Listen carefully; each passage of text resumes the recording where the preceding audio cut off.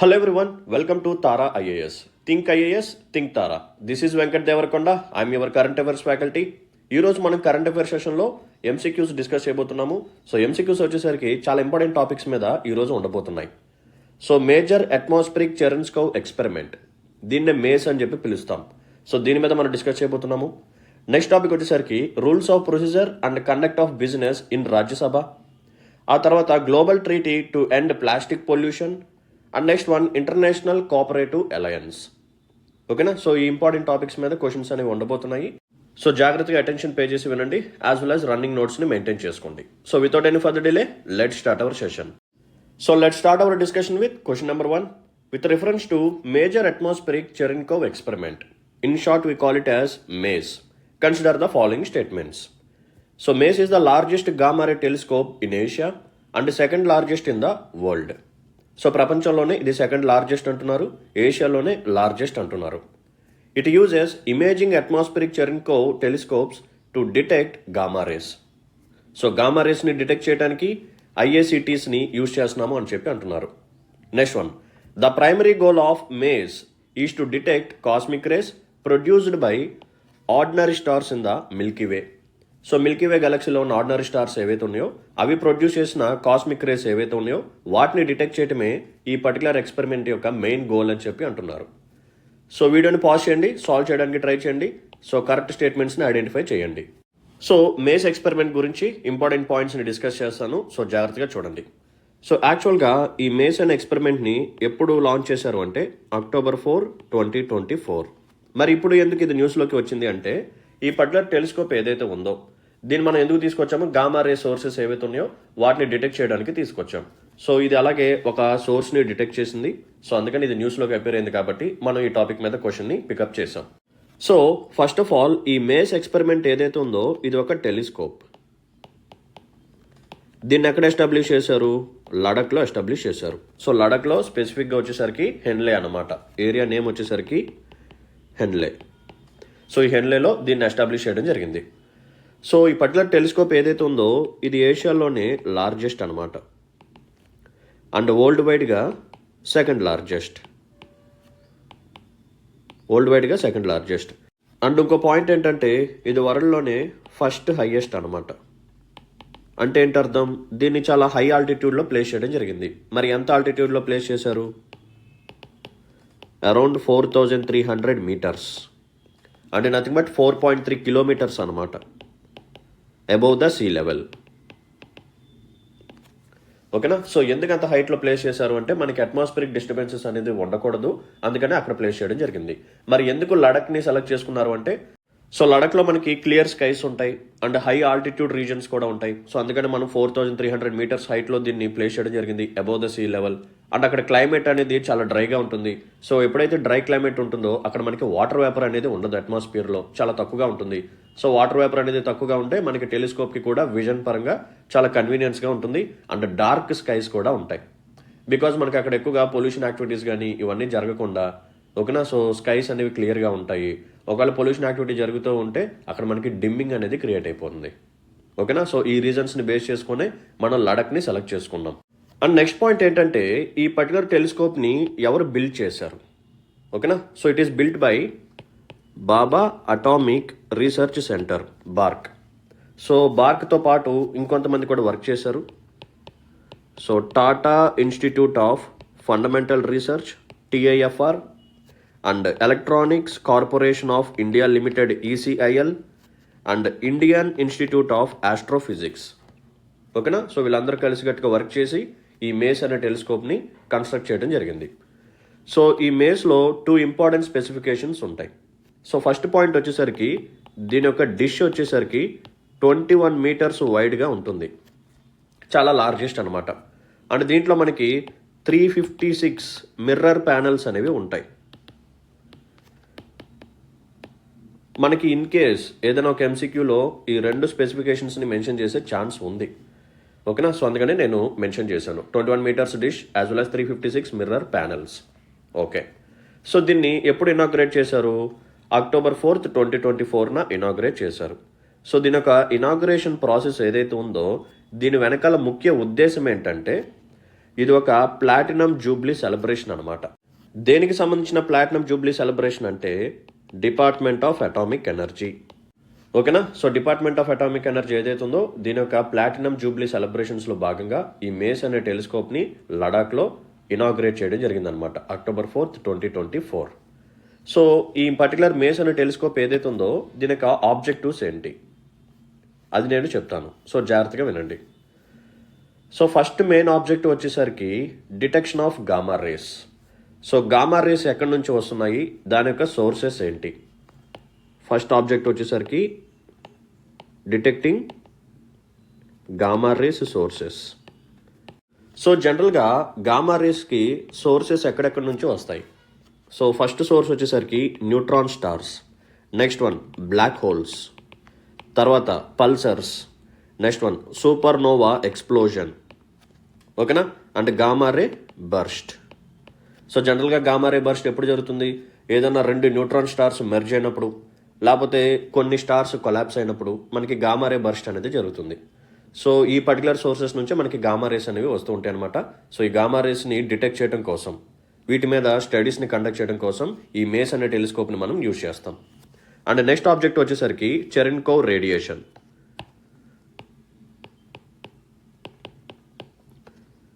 చెరెన్కోవ్ radiation మీరు కానీ గమనిస్తే ఈ మేస్ అనే నేమ్లోనే చెరెన్కోవ్ అని చెప్పి ఉంది, అవునా?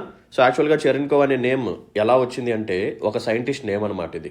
సో హీఈస్ ఏ స్వీడిష్ సైంటిస్ట్. అతని యొక్క ఫుల్ నేమ్ వచ్చేసరికి పేవెల్ చెరెన్కోవ్. సో ఈయన ఫర్ ద ఫస్ట్ టైం ఈ రేడియేషన్ని డిటెక్ట్ చేశారు. అందుకని ఈ రేడియేషన్కి చెరెన్కోవ్ రేడియేషన్ అని చెప్పి పెట్టడం జరిగింది. సో ఈ పర్టికులర్ ఎక్స్పెరిమెంట్లో భాగంగా చెరెన్కోవ్ రేడియేషన్ కూడా మనం డిటెక్ట్ చేయాలి.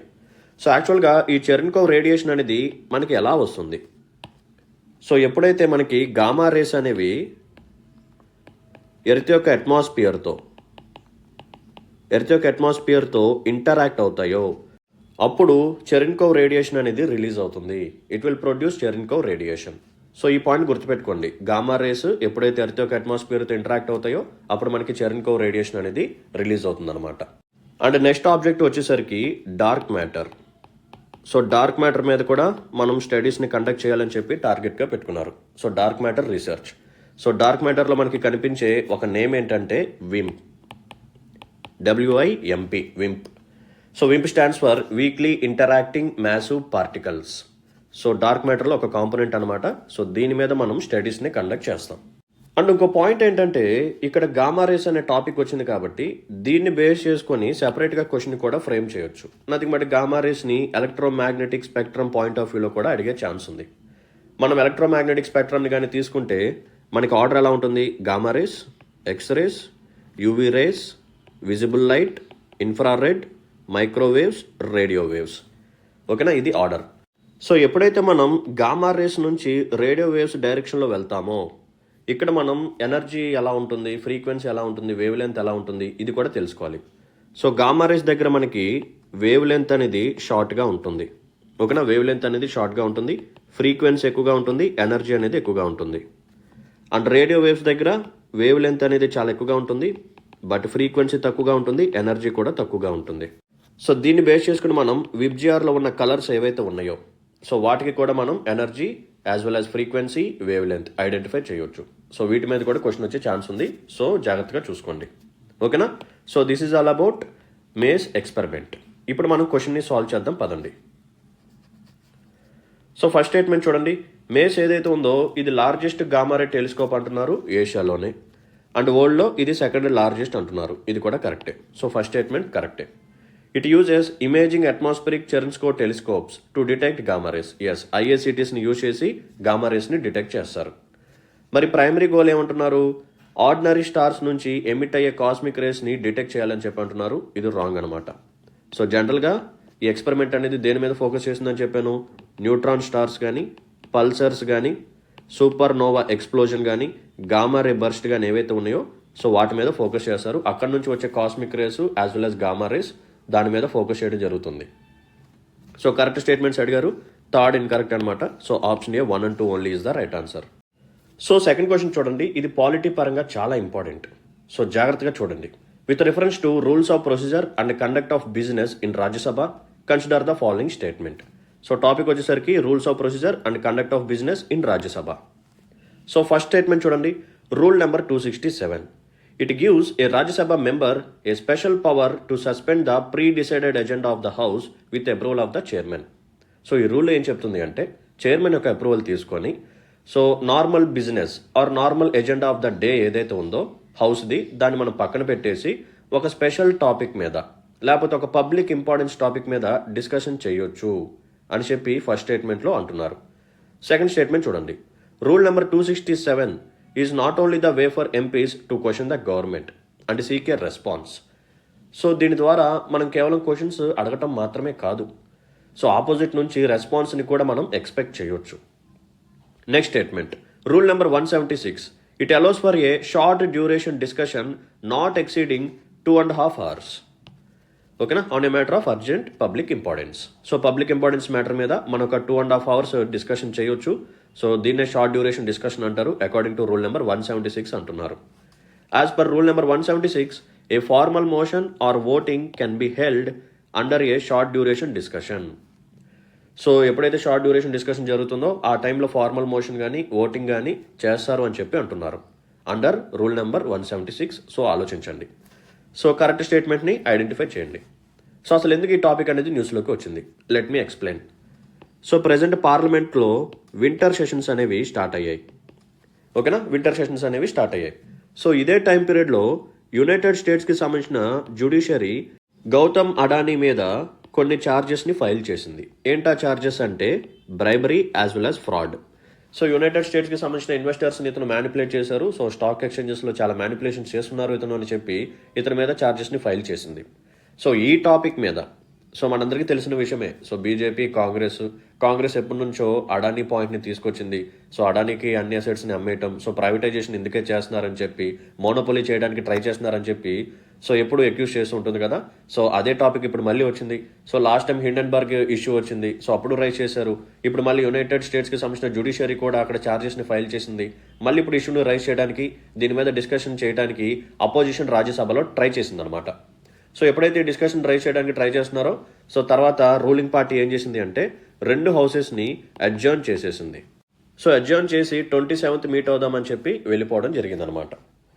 సో ఇక్కడ పాయింట్ ఆఫ్ డిస్కషన్ ఇంకోటి ఏంటంటే 26th నవంబర్ మనం సంవిధాన్ దివాస్ని సెలబ్రేట్ చేసుకుంటాం, అవునా, కాన్స్టిట్యూషన్ డే. యాక్చువల్గా ఈ పర్టికులర్ అడ్జర్న్మెంట్ అనేది 25th నవంబర్న చేశారు, మళ్ళీ 27th మీట్ అవుదామని చెప్పి అన్నారు. అంటే ఈవెన్ కాన్స్టిట్యూషన్ డే రోజు కూడా పార్లమెంట్లో వీళ్ళు కూర్చోలేదు.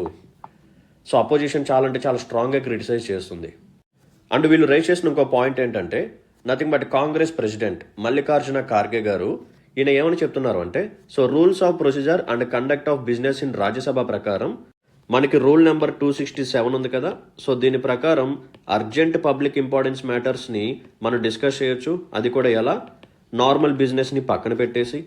సో మరి మాకెందుకు ఈ ఛాన్స్ని మీరు కల్పించట్లేదు అని చెప్పి చైర్మన్కి రిక్వెస్ట్ చేస్తున్నారన్నమాట. సో ఆయన ఒక కన్సర్న్ని రైజ్ చేశారు. సో అందుకని ఇప్పుడు ఈ particular rules of procedure and conduct of business in Rajya Sabha అనే టాపిక్ అనేది న్యూస్లోకి వచ్చింది. ఓకేనా, రైట్. సో రూల్ నెంబర్ 267 ఇదేం చెప్తుంది. సో నేను ఆల్రెడీ ఎక్స్ప్లెయిన్ చేశాను కదా, యాక్చువల్గా హౌస్కి ఒక నార్మల్ బిజినెస్ అనేది ఉంటుంది. సో ఆ ఎజెండా ఆఫ్ ద డేని మనం పక్కన పెట్టేసి పబ్లిక్ ఇంపార్టెన్స్ మ్యాటర్ మీద మనం డిస్కషన్ చేయొచ్చు. ఓకేనా, సో ఇది చెయ్యాలి అంటే we need chairmans approval. So Rajya Sabha chairman ఎవరైతే ఉన్నారో అతనికి అప్రూవల్ మనం తీసుకోవాలి. సో ఇక్కడ ప్రాసెస్ ఏంటంటే ఫస్ట్ మనం మోషన్ని పాస్ చేయాలి. సో ఈ మోషన్ని చైర్మన్ యాక్సెప్ట్ చేయాలి. ఆ తర్వాత డిస్కషన్ జరుగుతుంది, ఆ తర్వాత దాని మీద ఓటింగ్ జరుగుతుంది. ఓకేనా, సో హౌస్ యొక్క ఓటింగ్ అనేది జరుగుతుంది. ఇది రూల్ నెంబర్ 267లో కనిపిస్తుంది అనమాట. బట్ చైర్మన్ యొక్క అప్రూవల్ అనేది మస్ట్ అండ్ షుడ్. చైర్మన్ యొక్క అప్రూవల్ లేకపోతే మనం మోషన్ని పాస్ చేయడానికి వీల్లేదు. సో ఆయన అప్రూవల్ ఇస్తుంది, మోషన్ అనేది పాస్ అవుతుంది. Okay, right. And next important rule వచ్చేసరికి రూల్ నెంబర్ 176. సో ఇది కూడా అంతే, పబ్లిక్ ఇంపార్టెన్స్ మ్యాటర్ ఏదైతే ఉందో దాన్ని డిస్కషన్ చేయడానికి షార్ట్ డ్యూరేషన్ డిస్కషన్ మనం తీసుకొచ్చాం. సో ఈ షార్ట్ డ్యూరేషన్ డిస్కషన్ ఏదైతే ఉందో దీని యొక్క టైం పీరియడ్ వచ్చేసరికి 2.5 hours ఉంటుందన్నమాట. సో 2.5 hours వరకు ఈ పర్టికులర్ టాపిక్ మీద మనం డిస్కస్ చేయొచ్చు, అంతకంటే లెందీగా మనం చేయకూడదు. ఓకేనా, బట్ ఈ 176 ఏదైతే ఉందో ఈ రూల్ ప్రకారం మనం ఎటువంటి ఫార్మల్ మోషన్ని తీసుకురావాల్సిన అవసరం లేదు. అండ్ దీంట్లో ఎటువంటి ఓటింగ్ ప్రాసెస్ కూడా ఉండదు. సో 267లో మనకి ఫార్మల్ మోషన్ ఉంటుంది, ఓటింగ్ ప్రాసెస్ అనేది ఉంటుంది. రూల్ నెంబర్ 176లో ఇది షార్ట్ డ్యూరేషన్ డిస్కషన్ మాత్రమే. దీంట్లో ఎటువంటి మోషన్ అనే కాన్సెప్ట్ ఉండదు, యాజ్ వెల్ యాజ్ ఓటింగ్ అనే కాన్సెప్ట్ కూడా ఉండదు. ఈ 2 డిఫరెన్సెస్ని మీరు గుర్తుపెట్టుకోవాలి. అండ్ ఇదే రూల్స్లో రూల్ నెంబర్ 255 కూడా ఇంపార్టెంట్ అనమాట.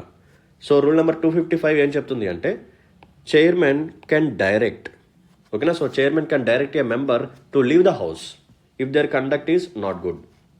సో రాజ్యసభలో ఒక మెంబర్ ఉన్నారు, అతను కంటిన్యూస్గా డిస్టర్బెన్స్ చేస్తున్నారు. సో బిజినెస్ ఆఫ్ ద హౌస్ని సరిగ్గా జరగనివ్వట్లేదు. సో అందుకని ఇప్పుడు చైర్మన్ గారు ఏం చేయొచ్చు అంటే మీరు హౌస్ని వదిలేసి వెళ్ళండి అని చెప్పొచ్చు అనమాట, according to rule number 255. And next rule వచ్చేసరికి రూల్ నెంబర్ 256. ఇదేం చెప్తుంది అంటే ఎవరైతే మిస్కండక్ట్ చేస్తారో, ఎవరైతే హౌస్కి సహకరించారో వాళ్ళ యొక్క నేమ్ని చైర్మన్ గారు మెన్షన్ చేస్తారు. సో ఇలా మెన్షన్ చేసినప్పుడు రిమైనింగ్ హౌస్ వాళ్ళు ఏం చేస్తారు అంటే ఆ పర్టికులర్ పర్సన్ మీద ఒక డెసిషన్ తీసుకోవచ్చు. ఏంటా decision? They can suspend him.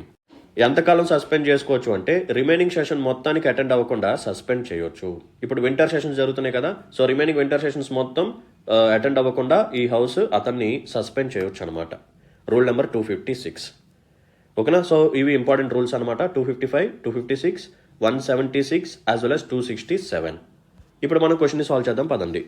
Rule 267 gives a Rajya Sabha member a special power to suspend the pre decided agenda of the house with the approval of chairman. Yes, ఇది కరెక్టే. సో చైర్మన్ యొక్క అప్రూవల్తో మనం ఇదంతా చేయొచ్చు. అండ్ రూల్ 267 ఏదైతే ఉందో it not only the way for MPs to question the government as well as response కూడా అడగొచ్చు. నెక్స్ట్ వన్, రూల్ 176 ఏం చేస్తుంది? Short duration discussion not exceeding 2.5 hours on public importance matter. Yes, ఇది కూడా కరెక్టే. And నేనేం చెప్పాను 176లో ఫార్మల్ మోషన్ ఉండదు, ఓటింగ్ కూడా ఉండదు. It cannot be held. So formal motion as well as voting అనేది ఎక్కడ ఉంటుంది? రూల్ 267లో ఉంటుంది. So 3 statements correct, 4th statement wrong, కాబట్టి only 3 is the right answer, అంటే ఆప్షన్ సి అనమాట. Let's look at question number 3. Consider the following statements about global treaty to end plastic pollution. So statements చూడండి. The treaty aims to end plastic pollution by 2040. The treaty is being negotiated under UNFCCC. So ఎందుకు ఈ topic న్యూస్లోకి వచ్చింది? Let me explain. So around 170 కంట్రీస్కి సంబంధించిన representatives ఎవరైతే ఉన్నారో they gathered at South Korea. South కొరియాలో Busan. So why they gathered? Because ఇది ఒక ఫైనల్ రౌండ్ అనమాట. So it is a final round of negotiations. So ఈ ఫైనల్ రౌండ్ ఆఫ్ నెగోషియేషన్స్ తర్వాత వీళ్ళు ఏమనుకుంటున్నారు? They want to bring a global treaty which is binding, ఓకేనా. ఇదేమి voluntary కాదు, బైండింగ్ గ్లోబల్ ట్రీటీని తీసుకురావాలనుకుంటున్నారు. For what purpose? To end plastic pollution. So plastic పొల్యూషన్ని ఎండ్ చేయడం కోసం ఒక బైండింగ్ గ్లోబల్ ట్రీటీని తీసుకురావాలి. సో దానికోసం ఇప్పటి వరకు 4 negotiations or 4 rounds of discussions జరిగాయి. సో ఇది final round as well as 5th round అనమాట. సో ఎక్కడ జరగబోతుంది? South Korea, Busan. సో దానికోసం డిఫరెంట్ కంట్రీస్ నుంచి రిప్రజెంటేటివ్స్ వచ్చారు, అరౌండ్ 170 కంట్రీస్ అనమాట. సో UNFCCCకి సంబంధించిన COP29 అయిపోయింది. సో ఆ తర్వాత వెంటనే మన వాళ్ళు ఇక ఫ్లైట్స్ వేసుకొని అక్కడికి వెళ్ళిపోయారు. Okay, right. సో దీనికి సంబంధించిన బ్యాక్గ్రౌండ్ కూడా చాలా ఇంపార్టెంట్. సో నేను చెప్తాను, జాగ్రత్తగా చూడండి. సో పార్లమెంట్లో అయినా సరే ఎక్కడైనా సరే ఒక డెసిషన్ మనం తీసుకురావాలి అన్నా, ఏదైనా ఒక యాక్ట్ని మనం పాస్ చేయాలన్నా సరే అది రెజల్యూషన్తోనే స్టార్ట్ అవుతుంది, ఓకేనా. రెజల్యూషన్ మనం పాస్ చేస్తాం. సో ఇక్కడ కూడా అంతే, ప్లాస్టిక్ పొల్యూషన్ని ఎండ్ చేయడం కోసం మనం రెజల్యూషన్ని పాస్ చేయడం జరిగింది. సో ఎప్పుడు పాస్ చేశారు? 2022లో.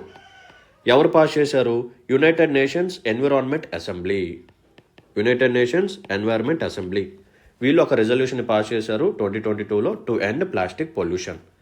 సో ఈ రెజల్యూషన్ బేస్ చేసుకొని ఒక కమిటీని ఎస్టాబ్లిష్ చేశారు. సో కమిటీ నేమ్ వచ్చేసరికి ఇంటర్ గవర్నమెంటల్ నెగోషియేటింగ్ కమిటీ, షార్ట్కట్లో INC అని చెప్పి పిలుస్తాం, ఓకేనా. సో INC అనగానే కాంగ్రెస్ అని చెప్పి కన్ఫ్యూజ్ అవ్వకండి. It stands for Intergovernmental Negotiating Committee. So ఈ కమిటీ యొక్క రెస్పాన్సిబిలిటీ ఏంటంటే to frame a policy or to frame a treaty. And ఈ ట్రీటీ వచ్చేసరికి బైండింగ్ అనమాట, ఓకేనా. ఒక legally binding instrument or global ట్రీటీని తీసుకురమ్మని చెప్పి వీళ్ళకి టాస్క్ అనేది అసైన్ చేశారు. సో వీళ్ళకి ఇచ్చిన టాస్క్ ప్రకారం ట్రీటీని వీళ్ళు తయారు చేయడం జరిగింది. సో ఫ్రేమ్ చేసిన తర్వాత 2022లో 175 మెంబర్ కంట్రీస్ దీనికి అగ్రీ అయ్యారు. సో ఒక బైండింగ్ గ్లోబల్ ట్రీటీకి వీళ్ళు అగ్రిమెంట్ అనేది ఇచ్చారనమాట. సో ఎప్పటికల్లా ఈ ట్రీటీని తీసుకురావాలి, అమలులోకి తీసుకురావాలి అని చెప్పి టార్గెట్గా పెట్టున్నారు అంటే by the end of 2024. So 2024 కల్లా ఎండింగ్కి వచ్చేసరికి ఒక డెసిషన్ మనం తీసేసుకొని ఫ్రమ్ 2025 ఆన్వర్డ్స్ దీన్ని మనం ఇంప్లిమెంట్ చేయాలని చెప్పి టార్గెట్గా పెట్టున్నారు. సో దీంట్లో భాగంగానే 2040 కల్లా ప్లాస్టిక్ పొల్యూషన్ని ఎండ్ చేయాలని చెప్పి టార్గెట్గా పెట్టుకున్నారు. సో 2024 ఎండింగ్కి వచ్చేసాం. సో ఏదో ఒక డెసిషన్ తీసుకురావాలి కదా. సో అందుకని ఫైనల్ రౌండ్ ఆఫ్ డిస్కషన్ అనేది జరుగుతుందని చెప్పాను కదా. సో ఈ డిస్కషన్స్లో ఎందుకు మనకి డిలే జరుగుతుంది అంటే కొన్ని కంట్రీస్ దీన్ని బైండింగ్గా వద్దు అని చెప్పి అడుగుతున్నారు. సో వాళ్ళలో ఇండియా కూడా ఉంది. ఓకేనా. సో ఇండియాతో పాటు రష్యా ఇలా కొన్ని కంట్రీస్ ఉన్నాయి. సో దీన్ని బైండింగ్గా వద్దు అని చెప్పి అడుగుతున్నారు. ఎందుకంటే ఈ కంట్రీస్ ఎక్కువగా ప్లాస్టిక్ మీద డిపెండ్ అయ్యి ఉన్నాయి. సో ప్లాస్టిక్ని కంప్లీట్గా ఈ పొల్యూషన్ని 2040 కల్లా రెడ్యూస్ చేయడం అనేది చాలా హై టార్గెట్ అనమాట. సో అందుకని బైండింగ్గా వద్దు అని చెప్పి అడుగుతున్నారు. సో ఇందుకే కొంచెం డిలే అవుతుంది ఈ ప్రాసెస్ అనేది. అండ్ నెక్స్ట్ పాయింట్ ఏంటంటే అసలు ఎందుకు మనం ట్రీటీని తీసుకురావాలి? What is the need for global treaty to end plastic pollution? So మనకి 2000లో ప్లాస్టిక్ ప్రొడక్షన్ క్వాంటిటీ వచ్చేసరికి 234 మిలియన్ టన్స్ ఉంది. ఓకేనా, 234 మిలియన్ టన్స్. అండ్ 2019కి వచ్చేసరికి ప్లాస్టిక్ ప్రొడక్షన్ యొక్క అమౌంట్ 460 మిలియన్ టన్స్కి రీచ్ అయింది.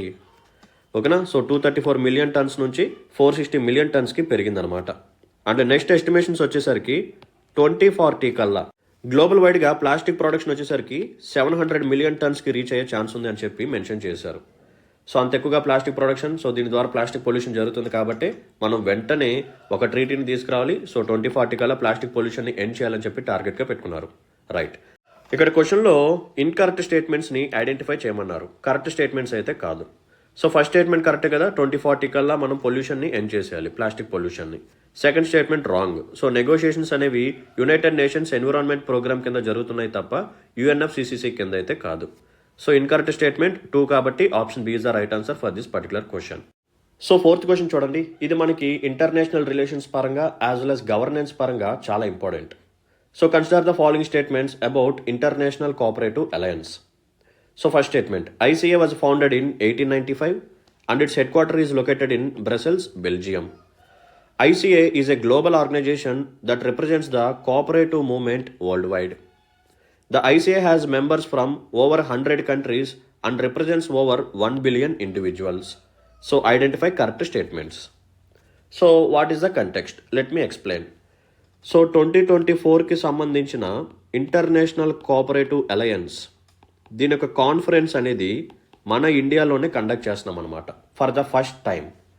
ఓకేనా, ఇప్పటి వరకు మనం కండక్ట్ చేయలేదు. For the first time we're conducting it. So ఎక్కడ కండక్ట్ చేస్తున్నాము? న్యూఢిల్లీలో అనమాట.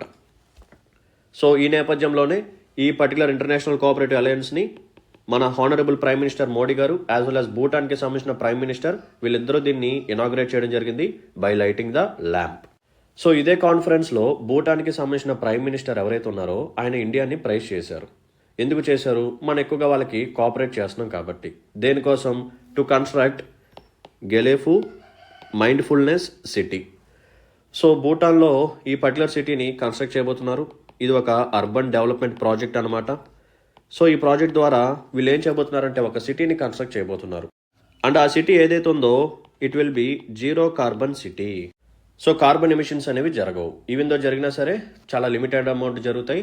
వాటిని వీళ్ళు అదర్ మెజర్స్ ద్వారా బ్యాలెన్స్ చేసేస్తారన్నమాట. So they will withdrawal these emissions from atmosphere. ఓకేనా. So Gelephu Mindfulness City. So ఇటువంటి ఒక సిటీని భూటాన్లో కన్స్ట్రక్ట్ చేయాలని చెప్పి ఆ భూటాన్కి సంబంధించిన కింగ్ ఎప్పుడో అనౌన్స్ చేశారు. సో దాన్ని బేస్ చేసుకొని ఈ పర్టికులర్ బిగ్గెస్ట్ కోఆపరేటివ్ ప్రాజెక్ట్ని వీళ్ళు తీసుకొచ్చారు. సో దానికి ఇండియా అనేది ఎక్కువగా కోఆపరేట్ చేస్తుంది అనమాట. సో అందుకనే ప్రైమ్ మినిస్టర్ ఆఫ్ భూటాన్ మనల్ని ప్రైజ్ చేయడం జరిగింది. ఓకే, ఇప్పుడు మనం ఇంటర్నేషనల్ కోఆపరేటివ్ అలయన్స్ గురించి కొన్ని బ్యాక్గ్రౌండ్ టాపిక్స్ మనం తెలుసుకుందాం. సో యాక్చువల్గా ఇంటర్నేషనల్ కోఆపరేటివ్ అలయన్స్ని 1895లో స్టార్ట్ చేశారు. అది కూడా ఎక్కడ స్టార్ట్ చేశారంటే లండన్లో అనమాట. అంటే దీనికి సంబంధించిన హెడ్ క్వార్టర్స్ వచ్చేసరికి బ్రసెల్స్, బెల్జియంలో ఉంది. అండ్ ఈ పర్టికులర్ కోఆపరేటివ్ అలయన్స్ ఏదైతే ఉందో ఇది ఒక నాన్ గవర్నమెంట్ ఆర్గనైజేషన్. సో దీంట్లో ముఖ్యంగా కోఆపరేటివ్ మెంబర్స్ ఉంటారనమాట.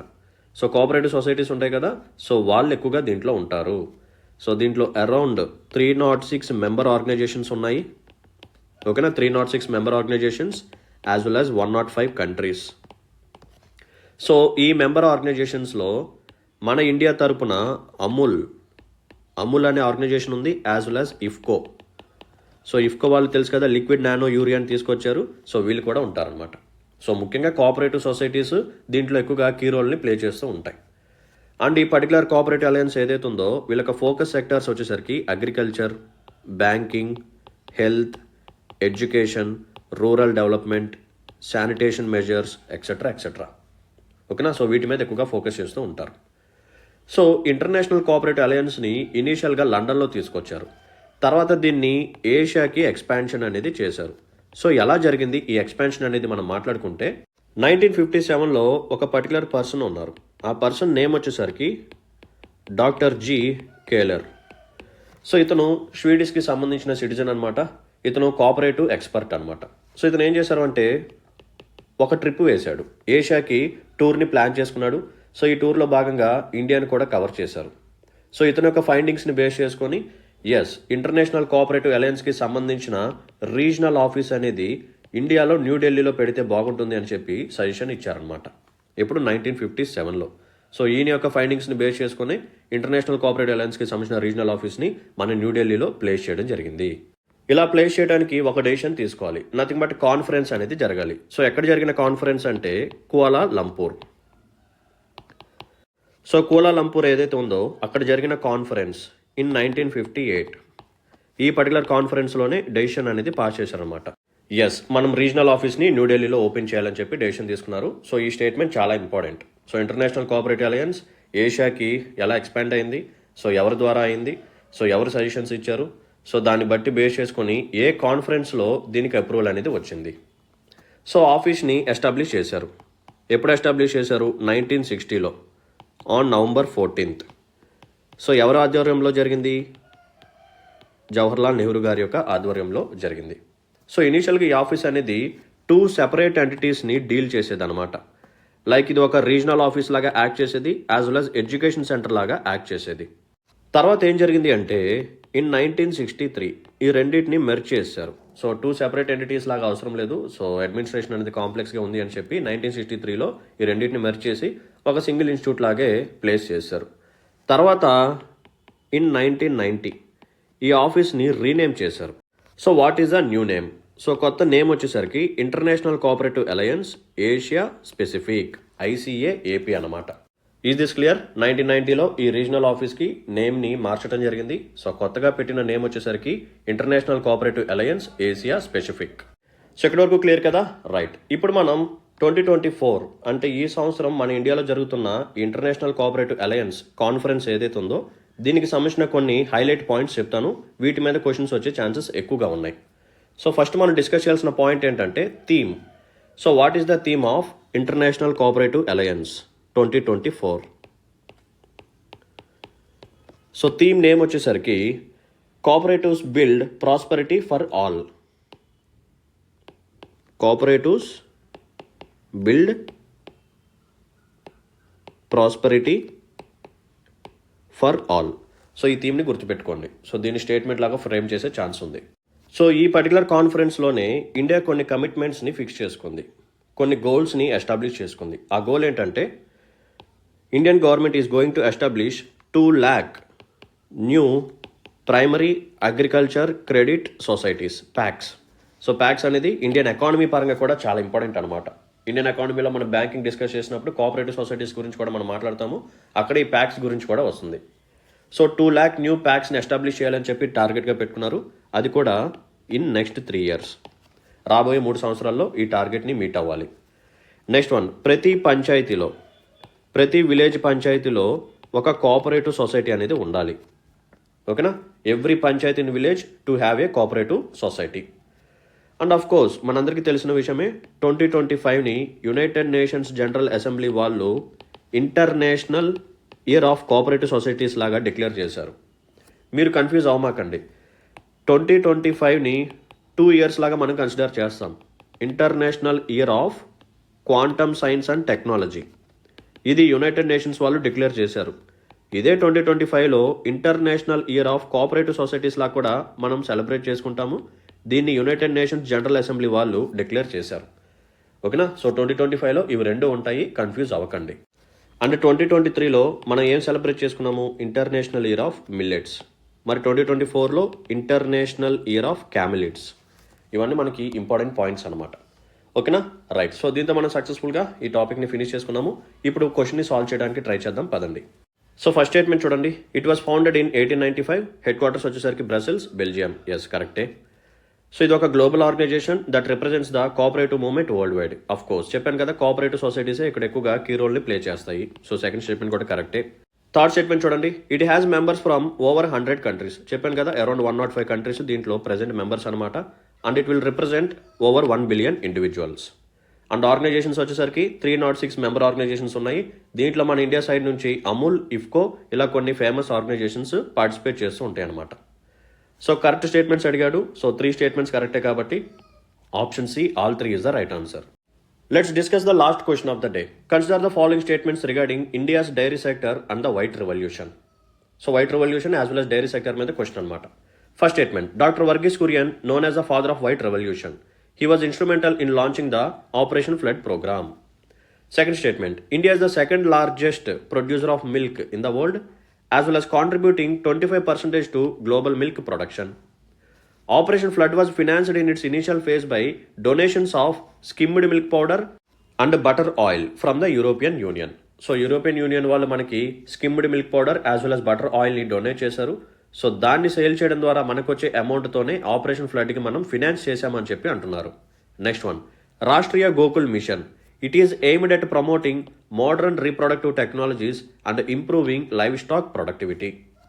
సో కరెక్ట్ స్టేట్మెంట్స్ని ఐడెంటిఫై చేయమంటున్నారు. సో వీడియోని పాజ్ చేసి సాల్వ్ చేయడానికి ట్రై చేయండి. సో యాక్చువల్గా ఈ క్వశ్చన్ ఎందుకు మనం పికప్ చేసుకున్నామంటే నేషనల్ మిల్క్ డే. సో దీన్ని ఎప్పుడు మనం సెలబ్రేట్ చేసుకుంటాము? November 26th. Why November 26th? So to commemorate the birth anniversary. So birth anniversary of doctor Varghese Kurien. So ఈయన్నే మనం ఫాదర్ ఆఫ్ వైట్ రెవల్యూషన్ అని చెప్పి కూడా పిలుస్తూ ఉంటాం. సో డాక్టర్ వర్గీస్ కురియన్ గారు ఆపరేషన్ ఫ్లడ్ ప్రోగ్రామ్ని లాంచ్ చేశారు through a board called national dairy development board. ఓకేనా? So national dairy development board ద్వారా ఆపరేషన్ ఫ్లడ్ ప్రోగ్రామ్ని లాంచ్ చేయడం జరిగింది. సో దీని ద్వారా డైరీ సెక్టర్ని బాగా డెవలప్ చేయాలి, యాజ్ వెల్ యాజ్ ఫార్మర్స్కి decent amount of income or additional source of income రావాలి అని చెప్పి టార్గెట్గా పెట్టుకున్నారు. అండ్ ఇండియా ఏదైతే ఉందో ఇది సెకండ్ లార్జెస్ట్ కాదు. సో మిల్క్ ప్రొడక్షన్లో ఇండియా అనేది ఫస్ట్ అనమాట. సో ఇండియా ఏదైతే ఉందో it is the largest producer of milk in the world. And 25% contribution అనేది కరెక్టే.